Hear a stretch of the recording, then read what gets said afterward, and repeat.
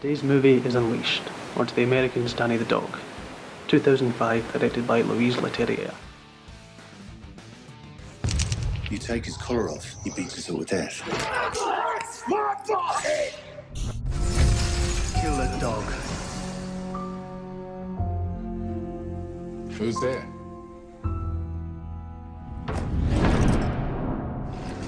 Hey! He's cute. I've been meaning to ask you. You're all right with that thing around your neck? Well, you basically turned a man into a dog. I really do need to know where to find him. I think it's time to put the last thing away. To the death. I don't want to hurt people anymore. I fight you, I train you, I decide when there's no more killing.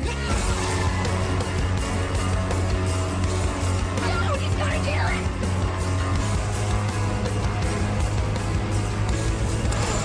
You're my dog.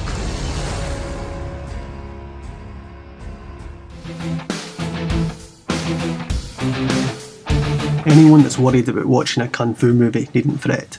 This is not the choreographed dance martial ballet we usually see from Jet Li. The action scenes are visceral, animalistic and furious. We really feel Danny's resentment and anger at his station and his master in every blow. Morgan Freeman's usual flawless saving angel routine is still here, but tempered with minor flaws. He's overly protective of his daughter since losing their mother.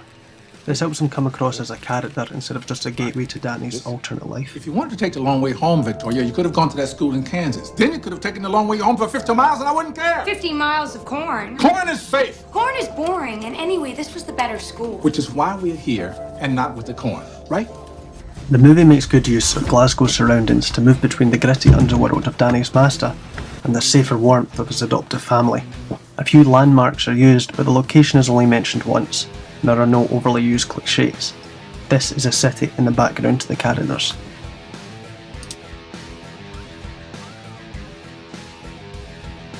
The movie's themes about self-determination and the power of redemption, brought out by a non-sexual pseudo-family relationship with a girl, is reminiscent of Luc Besson's previous work Leon or The Professional.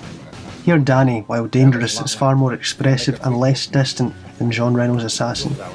This is a man who thought he was defined by his master, learning that the collar's effect was purely psychological.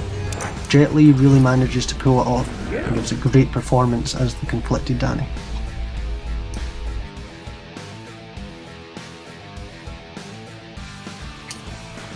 On the other side of the coin, the movie shoots for a kind of gritty realism, yet shows elaborate gladiatorial fighting pits in Glasgow's underworld, which kind of pulls you out as the movie dissolves into spectacle at points.